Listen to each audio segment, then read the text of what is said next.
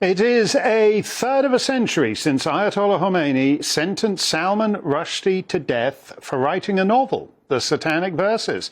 There were no jokes in Islam, the late Ayatollah famously declared, and he lived by it. His followers have killed and injured translators and publishers, but not until Friday did they manage to reach the blasphemer direct. The man who stabbed Sir Salman and put him in critical condition was a 24-year-old Muslim. That's to say, he was born a decade after the fatwa was issued. As you know, if you watch Jules Sirkin and Vicky Spit and Leanne Tomlin and other vaccine victims on this show, if you simply want to mourn your dead husband or parent or child or compare your chronic vaccine injuries with somebody else's, Twitter will label you as fake news or disinformation and even cancel you permanently. But if you want to gloat and glory at the stabbing of a novelist and hail it as a great day for Islam and all believers, Twitter's pretty cool with all that. Look at this. This is Wahid Ullah Malik Zoy. Such great news. Thank you very much. And underneath, Sultanat Mughal. Well done, attacker. Yes, well done, attacker. Still, we don't want to rest on our laurels. So if you want to nominate the next guy to get what's coming to him, social media is the place to do it. Rehan M. Sabir is a prominent agricultural engineer. In fact, he's vice president of the Society of Engineers and Technologists in Pakistan. So he's a sophisticated, intelligent, educated man whose reaction to the attack on Sir Salman was to say, hey, great, let's make it a twofer. Quote, after the attack on Salman Rushdie, inshallah, the next number is Geert Wilders. That would be the Dutch populist politician. Anyone in the world gives me the head of Geert Wilders, I will give him $20 million. I want Geert Wilders' head. We want head. All Muslims want head. All Muslims want head. That's not me. That's this big shot with the Pakistani Society of Engineers, or whatever it's called. Geert Wilders is an old friend of mine. Matter of fact, I wrote the foreword of his book, and that book is called Marked for Death. There you can see me, foreword by Mark Steyn, right at the top there.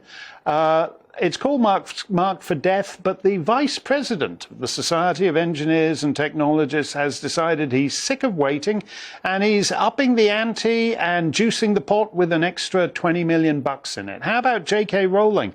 The creator of Harry Potter tweeted what one would think an unobjectionable reaction to what happened, only to find she was volunteering to be next in line.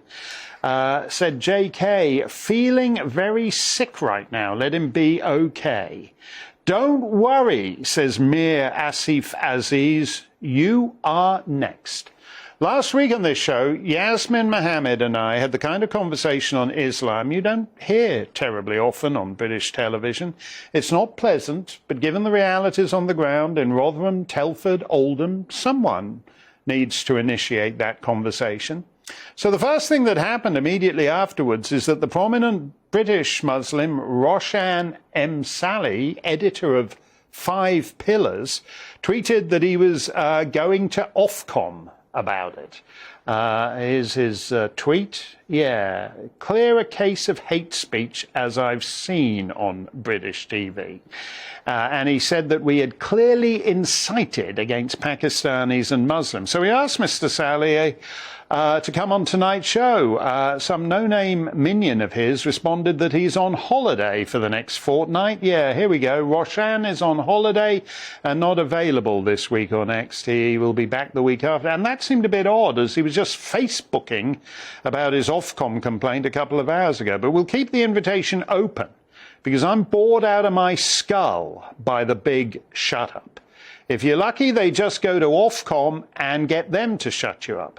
If you're not so lucky, you're giving a speech at a nice, civilized literary get-together, and suddenly there's a psycho on stage lunging at you with his blade.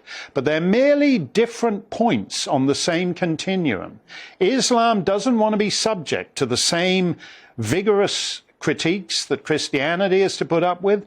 And as for, quote, inciting against Pakistanis, Well, I've just quoted some rather eminent Pakistanis, big shot Pakistanis, on this 75th anniversary. Big shot Pakistanis inciting against JK Rowling and her builders. Yasmin Mohammed herself pointed out in a tweet a little earlier today, accusations of Islamophobia are simply gaslighting. Muslims behead teachers, shoot journalists, stab writers, kill gay people and those who denounce Islam. And if we fear the ideology that inspires this, then we're the bad guys.